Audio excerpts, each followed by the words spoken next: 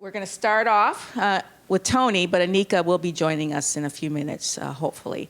So why don't we just actually open it up to you, and if you have a question, we'll try and get through as many of them as we can in the next half an hour. I would say during our planning process and in Detroit Works Project in particular, that we had a lot of deep conversations about that particular population, although we were very aware of it.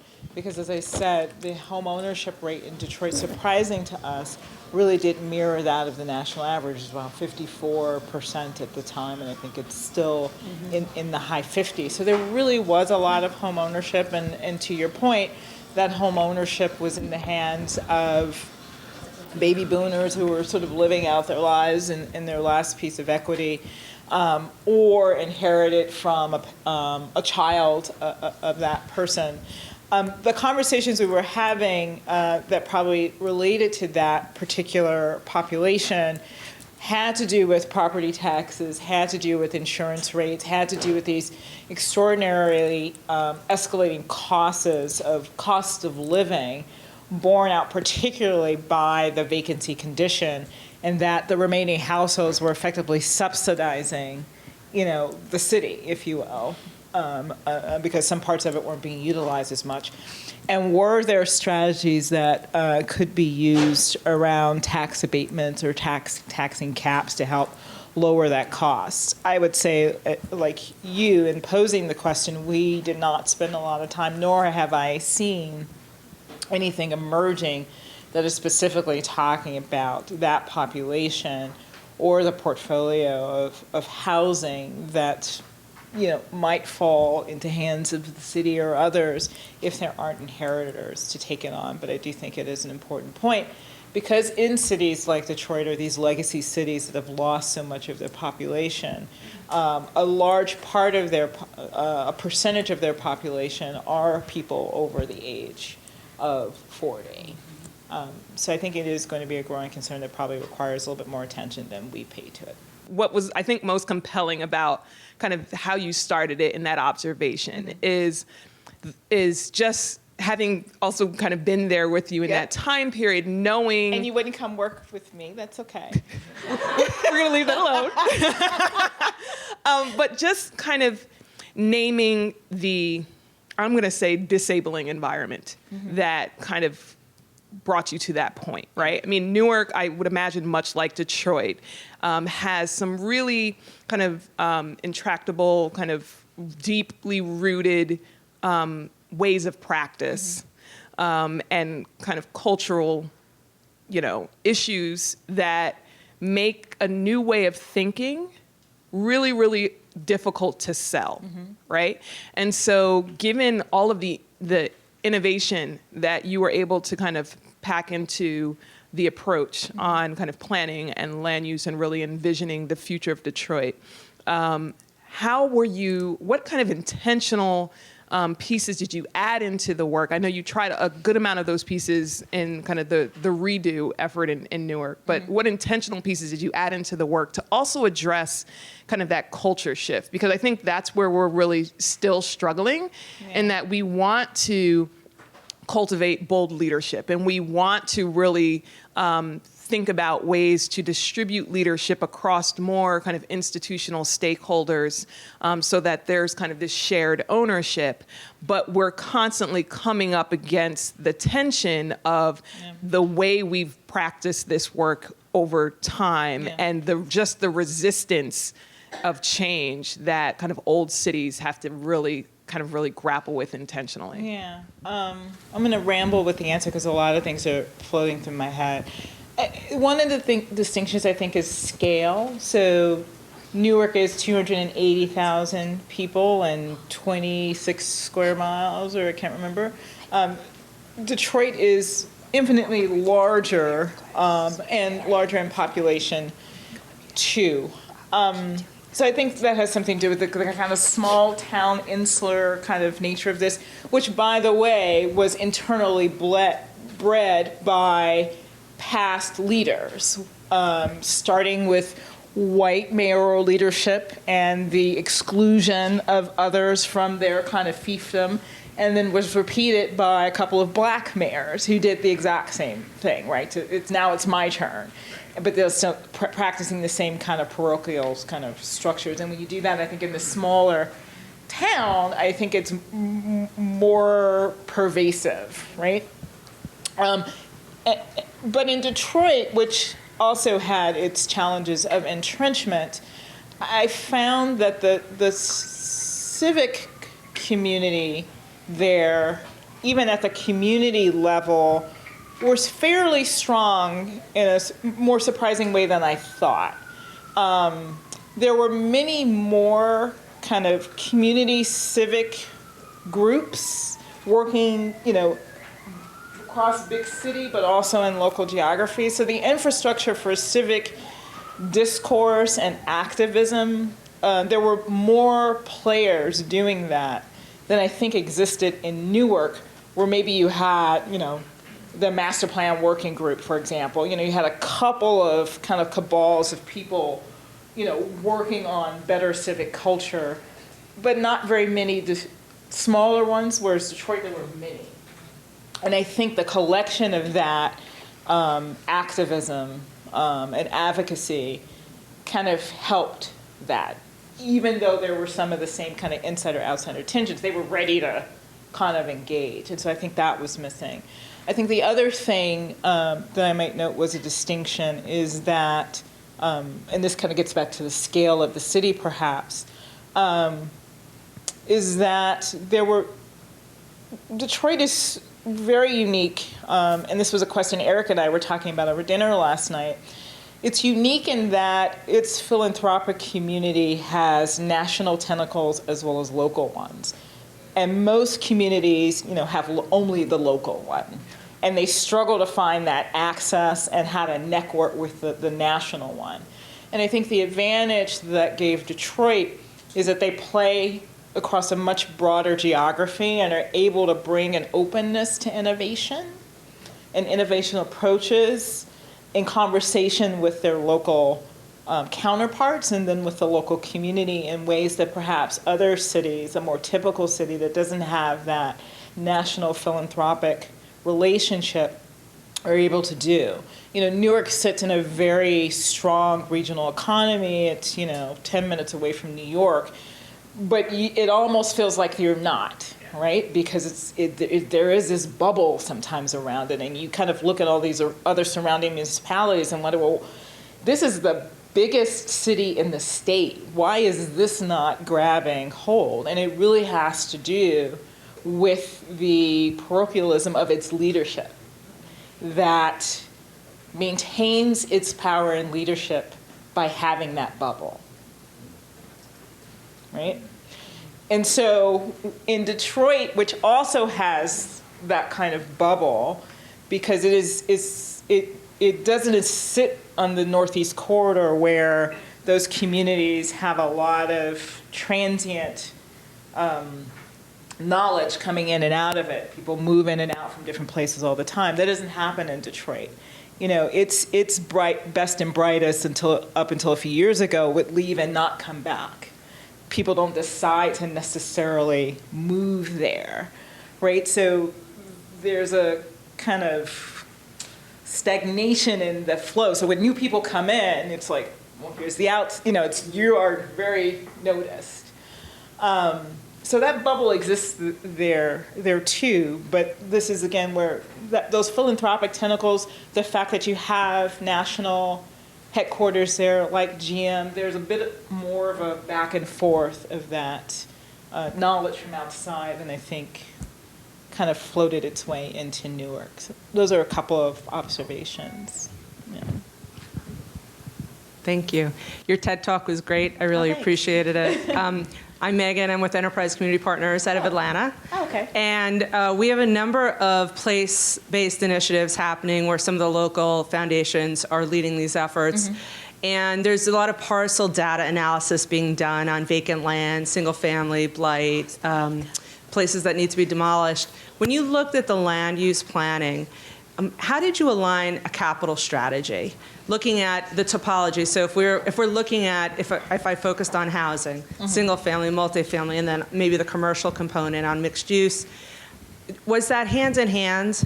And if so, how could you identify how you guys move forward with that? Not at the level that you would think. So let me kind of walk you through what we did, and hopefully it answers your question. So as someone mentioned, maybe it was Anika or someone, every neighborhood in Detroit, whether it was the strongest, wealthiest neighborhood in the city or the poorest, was vulnerable to vacancy. Every single one. So even some of the more stable neighborhoods had anywhere from 10 to 20% vacancy. So if you imagine in your neighborhood, if 5 houses are vacant, you're like flipping out, right? So it was really pervasive. And when you were to look at a map of the kind of vacancy pattern, it was just so not evenly distributed. It was just sort of all over. So a 6-month change in the market could have a tremendous effect on your neighborhood. And so we couldn't work at the level of this is what Sherwood Forest is going to look like, this is what Brightmoor is going to look at. We couldn't look at it at that very specific level and say this is how much housing you should have, et cetera. We had to look at it from a typological point of view, which is there were several different types of neighborhood conditions which specific neighborhoods fell into. And we needed to figure out what were the different strategies for that type of condition that would render itself to a path of being more stable or vibrant with this set of tools. So if you go to the neighborhood section of the framework plan, it describes each of the different neighborhood types. And this is where we had a lot of interaction with our community about what were the most important quality of life issues for that typical type of neighborhood. So we can think about what are the tools you can have to then go into a very specific Brightmoor plan, a very specific Lower East Side plan. But knowing that, you're not going to be that, but you can be this, and it can be great and healthy and strong, and here are the tools that can most help you get to that. The other thing we intended to do is lay out then how the regulatory framework through the land use plan and zoning should be modified to allow for that to happen as development and redevelopment occurred. I think that's kind of still waiting in the wings to happen. Please work on that for us. So that there really is what that land use, changing your land use plan and your zoning doesn't drive development, but it does render a certainty and a predictability around what the market and developers can do. And they like to eliminate as much risk as possible. And one of the risky things is not knowing what your land use regulations will allow you to do. So if you can establish that as much as possible up front and minimize the amount of variances and special things that you have to do, that does give them some assurance, like, okay, it's clear that this is what this community wants, this is what I build, I can go in and kind of do that. And then the last response is, and this is something that I thought was really unique and different from what Youngstown did, which is always touted as being the first kind of shrinking city plan, or even in New Orleans when they did their first master plan, is that, and this is one of the images Anika showed, which is we did have to look very carefully and gave recommendations to how the city should reconfigure its infrastructure and public services to align with the new land use direction.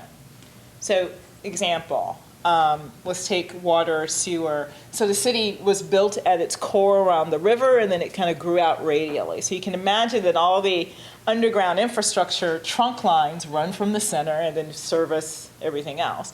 And so when people would go, okay, you're going to shut off this whole part of the city. Well, I can't do that because if I need to get service over there, I got to run it through here. And oh, by the way, there's a public safety concern, so we just can't cut off street lights everywhere. And oh, actually people live there and they own their homes and I can't kick them out. So it wasn't that we could just kind of neatly carve out and shut things down. We had to figure out a way to advise the city, like Kevin Orr and the mayor and others, of how to systematically think about when you would do full upgrades of services, when you would just simply repair the services, when you would transition to a new technology, and that you were doing that more thoughtfully around where areas were stabilizing and growing, and not just doing them because your transportation improvement plan said repave that road. Well, guess what? No one lives on that road and that plan, and the schedule for the tip was done 5 years ago. Right, so we needed to give people a way to match up those capital improvements with the way in which the actual land utilization patterns were occurring. And that's, a long-term process, and I hope this was something we were trying to work on with the city administrator and others in the city, but the plan gives them the roadmap for how to think about doing that. This question actually is for Anika, so hello. In Memphis, blight is the hot new buzzword, and people are very concerned about it. But thus far, the conversation has solely been around elimination of tearing down houses and very little conversation around replacing it with something, in particular around addressing attracting new homeowners or new home renters in some of our neighborhoods that have seen severe population loss. How is Detroit addressing not only just dealing with the elimination of blight, but replacing it in some way? How are we dealing with the elimination of blight and replacing it? It's so different, right? Because the scale is just so much bigger.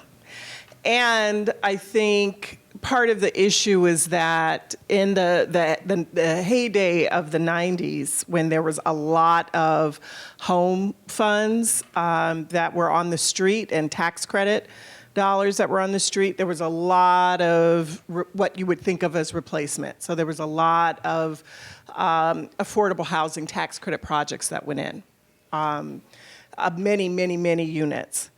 And both single family and multifamily, but a lot of scattered site single family. The approach is very different, and now I would say.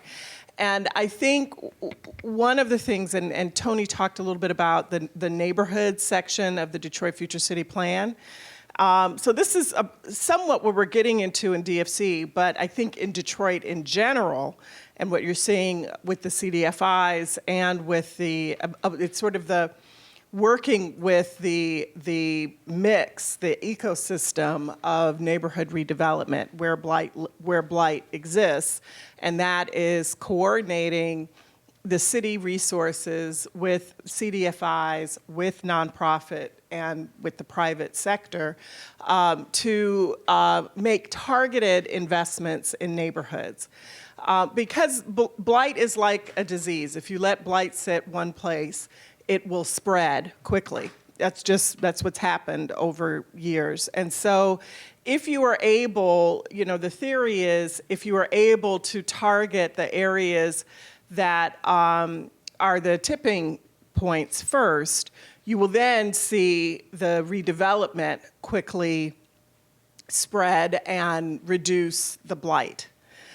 So you're not going to want to start in the most blighted areas. You start in the tipping areas, and then but if you're going into the most blighted areas, you have to be prepared for the high level of investment that's going in. So I guess to answer that question, it has to be and without knowing Memphis, I don't really know Memphis that well, unfortunately. But if you're having the kind of conversation that says blight is a buzzword, which means it must be newer, which really, what I know statistically about Memphis, blight must have now starting to get into the middle and upper income white neighborhoods, right? Because I'm pretty sure there have probably been some low income African American neighborhoods that have looked bad for a really long time, and nobody had a blight buzzword for it. But really thinking strategically about where investment goes in, that it has to be a mixed capital stack, right? and a mixed investment approach to blight. So it can't just be one thing, it has to be a number of things that are going into a neighborhood to stack it that way. And Eric, I'll just, to add on to that, was the title of my 8 minutes, which is why planning matters. Because I think, and I found that Detroit had this legacy of planning for blight, which was really just about how can we stabilize neighborhoods, what's the blight removal plan, without a lot of conversation about, okay, remove and then what? Right. Like what really improves? How do you further the conversation on improvement? And so I think the work we did offered up what those aspirations are. And the hope would be that as they execute on the blight removal strategy, it is in concert with those communities and partners who are trying to figure out how to immediately move into the next proposition. So the end game is not, ooh, we just got that house turned down. Right. Ooh, we're good, right? Which was part of what Ari was talking about. And I have to get what that phrase was, because it was, I'm going to be using the heck out of that. But that's the thing, right? You kind of get settled in, like the improvement is the house is gone, and that's what you settle into as success. And I think a lot of cities we're doing that. And to me, why planning matters, because it reminds us that we should be aspiring for not only our basic rights to basic services and quality of life, but actually something better. Great. Well, actually, mine's kind of a follow-on to Eric's question, and it's actually for both Toni and Anika. There's a lot of muscle memory that exists within city departments, I found, and ways that they've done things for years. So as Detroit moves through the restructuring, the Detroit Future City Plan, are you seeing that the way that the city departments approach the issues, has it changed? Is it less within the bubble? This administration, I would say, is definitely more informed, more proactive, more action-oriented than I've seen. And I worked for one of the mayors, right? So that is very promising. And yes, to answer your question. However, like most mayors, the idea is to get something done really in 4-year increments, because you have to run again, right? So there isn't a lot of room for deliberation, for following the plan, and so I think what we're finding is the administration is very aggressive, moves very quickly, but they also kind of cherry pick out of the Detroit Future City Plan and other plans about what they're going to do and how they're going to do it. And some of it is timing, and some of it is the wins that the mayor needs to say, hey, we're getting ready to organize another campaign, and I want to have 5 quick things to say. I've done this, this, and this. This is very typical. This is not atypical. It's not even a negative of mayor. All of the mayors do this. And so that piece of it alone makes it very hard. And I think what positions us now with Detroit Future City is to be able to, the lesson, I think even for other cities, is building partnerships with the administration, because they are wanting to be so aggressive, will allow for some of that planning to take place, because it has to be in concert with the private sector, because they have the luxury of being deliberate of what neighborhoods look like moving forward. Yeah, I would just reinforce your comment around the political cycle and the city transformation cycle being a little bit in disconnect, and the challenges and opportunities I think that it presents. But part of Detroit's story, which we haven't really lifted up, but it's been a theme running through, is particularly during the municipal crises, there's this kind of body of civic leadership that was distributed that has come into fruition with the philanthropic sector, the corporate sector, the nonprofit sector. And so particularly for this city government, I think they're still trying to kind of figure out, okay, how do we interact and intersect with these other leadership tables that have been established as a result of having a failure in municipal government for so long. So we're still kind of figuring that piece out. Toni and Anika will be around for the rest of the conference, so please feel free to stop and make sure that you get your questions answered. Thank you so much to both of you, and thank you for the team from USC for keeping us on track.